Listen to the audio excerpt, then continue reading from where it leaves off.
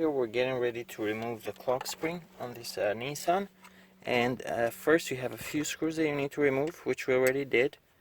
You have a few, one screw there, and then one there, a couple here. So once you do that, you need to unplug these wire harnesses. To unplug them, you need to press on this locking tab right there. Same thing for this yellow one right here.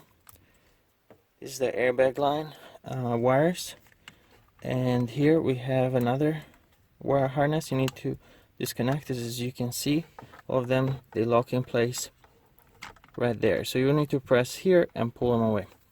So once you remove all these three wires, then you can pull this out. There's also these little tabs right here that do lock this in place.